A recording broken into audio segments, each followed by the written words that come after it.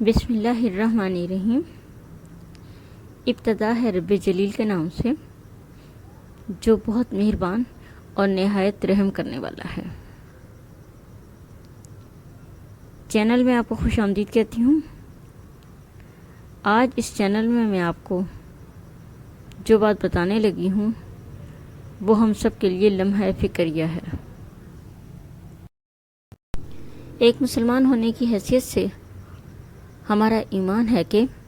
یہ دنیا فانی ہے، ایک دن یہ سب کچھ ختم ہو جائے گا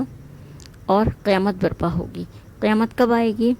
یہ بات ہم نہیں جانتے، یہ وہ راز ہے جو اللہ تعالیٰ کے سوا کسی اور کو نہیں پتا، لیکن نبی کریم صلی اللہ علیہ وسلم نے اپنی بہت سی احادیث میں قیامت کی بہت سی نشانیاں بتائی ہیں۔ اگر ہم آج کل کے ماحول کو دیکھیں، اپنے ارد گرد کو دیکھیں، اپنے اس دور کو دیکھیں تو ہمیں ایسے لگتا ہے جیسے قیامت قریب ہی ہے، کیونکہ بہت سی نشانیاں ایسی ہیں جو کھلے عام ہمیں نظر آتی ہیں۔ ان تمام چیزوں کو دیکھتے ہوئے ہمیں چاہیے کہ ہم اپنے اعمال کو درست کرنے کی کوشش کریں اور قیامت کی ہولناکیوں کو اپنے لیے کم سے کم کرنے کی کوشش کریں۔ نبی کریم صلی اللہ علیہ وسلم نے قیامت کی جو نشانیاں بتائی ہیں ان میں ایک یہ ہے کہ دنیا میں فتنے زیادہ ہو جائیں گے اور دینی علم کم ہو جائے گا۔ آج اگر اپنے ارد گرد دیکھیں تو ہمیں یہ چیز نظر آتی ہے، دین کا علم حاصل کرنا یا دین کو سمجھنا یا دین کے بارے میں جاننے کی کوشش کرنا اب کم ہوتا جا رہا ہے اور لوگ دنیا میں ادھر ادھر کے فسادات اور فتنوں میں مبتلا ہیں۔ نبی کریم صلی اللہ علیہ وسلم نے قیامت کی جو نشانیاں بتائی ہیں ان میں ایک یہ بھی ہے کہ دین پر عمل کرنا اتنا ہی مشکل ہوگا جیسے ہاتھ میں آگ کے شعلے کو پکڑنا۔ آج کل اگر ہم اپنے ارد گرد دیکھیں تو یہ بات نظر آتی ہے کہ دین پر عمل کرنا، دین کی تعلیمات کے مطابق زندگی گزارنا یا دین کو اپنی زندگی کا حصہ بنانا اتنا ہی مشکل ہے جیسے ہاتھ میں آگ کے جلتے ہوئے شعلے کو تھام لینا ہو۔ نبی کریم صلی اللہ علیہ وسلم نے قیامت کی ایک نشانی یہ بھی بتائی ہے کہ لوگ قرآن کریم کو ذریعہ معاش بنائیں گے۔ اگر ہم آج کل دیکھیں تو یہ چیز ہمیں عام نظر آتی ہے، لوگ قرآن کریم کے ذریعے سے دولت کمانے کی کوشش کر رہے ہیں، قرآن کریم کے ذریعے سے دنیا بنانے کی کوشش کر رہے ہیں اور قرآن کریم کو اپنے معاش کا ذریعہ بنا لیا ہے، جبکہ قرآن کریم تو آخرت سنوارنے کا ذریعہ ہے لیکن لوگوں نے اسے دنیا کمانے کا ذریعہ بنا لیا ہے، اور یہ بھی قیامت کی نشانیوں میں سے ایک نشانی ہے۔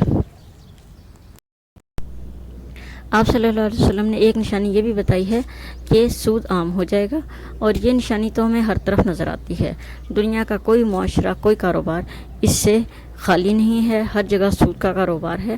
حد یہ ہے کہ جو اسلامی ممالک ہیں ان کا بھی کاروبار حیات اب سود پر چل رہا ہے، اور سود کا عام ہونا قیامت کی بدترین نشانیوں میں سے ایک نشانی ہے۔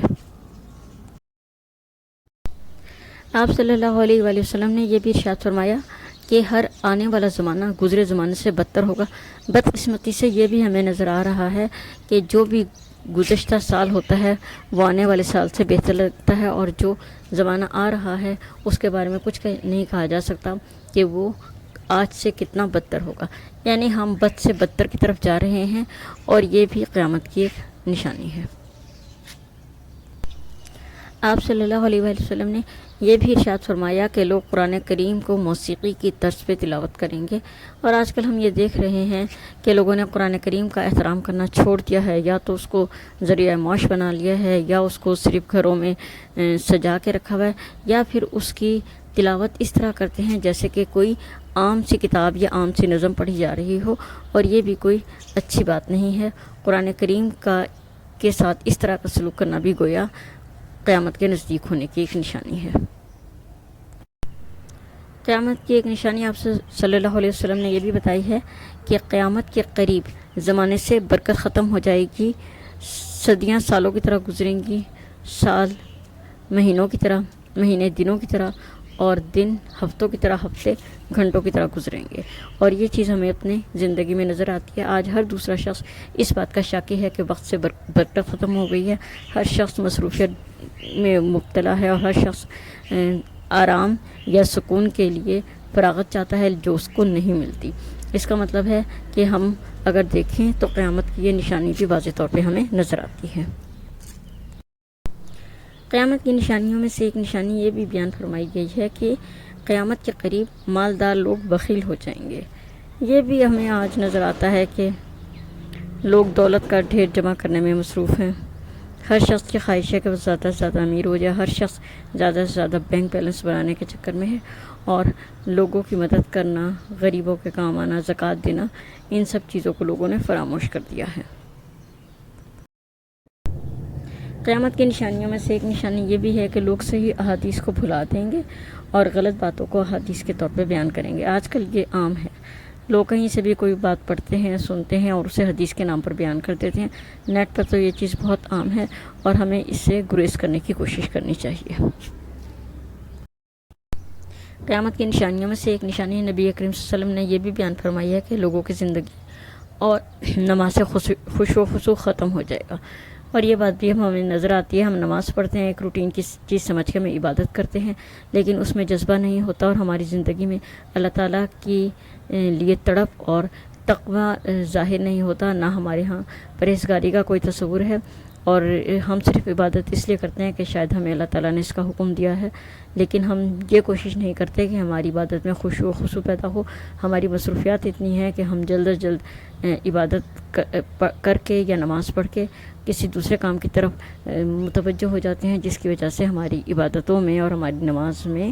جذبہ اور خشوع و خضوع نظر نہیں آتا۔ قرب قیامت کی نشانیوں میں سے ایک نشانی نبی کریم صلی اللہ علیہ وسلم نے یہ بھی بیان فرمائی ہے کہ لوگ زکوٰۃ کے حقدار نہیں ہوں گے لیکن زکوٰۃ مانگیں گے۔ اب ایسا ہوتا ہمیں نظر آتا ہے، بہت سے لوگ جو خود زکوٰۃ دینے کے اہل ہیں زکوٰۃ لے رہے ہوتے ہیں اور زکوٰۃ کے ذریعے سے اپنے اخراجات پورے کر رہے ہوتے ہیں، اور انہیں اس چیز کی کوئی شرم یا کوئی جھجک نہیں ہوتی۔ اسی طرح جو بہت سے لوگ مستحق نہیں ہوتے لیکن وہ خیرات بھی لے رہے ہوتے ہیں یا دوسروں سے مالی مدد کی بھی توقع رکھتے ہیں، اور یہ بھی ایک طرح سے مال کی ہوس ہے، جو کہ قیامت کی نشانیوں میں سے ایک نشانی ہے۔ قیامت کی نشانیوں میں سے ایک نشانی یہ بھی ہے کہ معاشرے میں بے حیائی، بے حجابی عام ہو جائے گی، اور عورتیں ایسا لباس پہنیں گی کہ لباس پہن کر بھی ننگی محسوس ہوں گی، گویا ان کا جسم نظر آ رہا ہوگا یا ان کے جسم کے اعضاء واضح ہو رہے ہوں گے، اور یہ چیز تو ہمیں بہت عام نظر آتی ہے۔ ہمارا میڈیا اس چیز میں سر فہرست ہے، وہ اس قسم کی بے لباسی کو، بے حجابی کو پروموٹ کرتا ہے، جس کی وجہ سے ہمارا معاشرہ جو ہے بے حیائی کا ایک نمونہ بنتا جا رہا ہے۔ اگر آج کے دور کو ہم دیکھیں تو قیامت کی بہت سی نشانیاں ہمیں جو نظر آ رہی ہیں، ان میں یہ سر فہرست ہے کہ بے حیائی اور بے حجابی کو برا نہیں سمجھا جاتا، بلکہ اس کو فیشن کے طور پہ اپنایا جاتا ہے۔ اگر ہم آج کے حالات کا بغور جائزہ لیں تو ہمیں احساس ہوگا کہ نبی کریم صلی اللہ علیہ وآلہ وسلم کی یہ احادیث ہمیں دعوت فکر دیتی ہیں۔ ضرورت اس امر کی ہے کہ ہم اس بات پہ غور کریں کہ ہمیں قیامت کی نشانیاں کھلم کھلا نظر آ رہی ہیں، اور ہمیں اب کیا کرنا چاہیے۔ اس کا سب سے بہترین حل تو یہی ہے کہ ہم زیادہ سے زیادہ وقت اللہ تعالیٰ کو یاد کریں، نبی کریم صلی اللہ علیہ وسلم کی سنت کو اپنانے کی کوشش کریں، اور جو پیغام ہمیں اللہ اور اس کے رسول نے دیا ہے اس کو سمجھنے کی کوشش کریں۔ اس کے ساتھ ساتھ یہ بھی ہم پر لازم ہے کہ ہم جس قدر زیادہ ہو سکے توبہ اور استغفار کریں، کیونکہ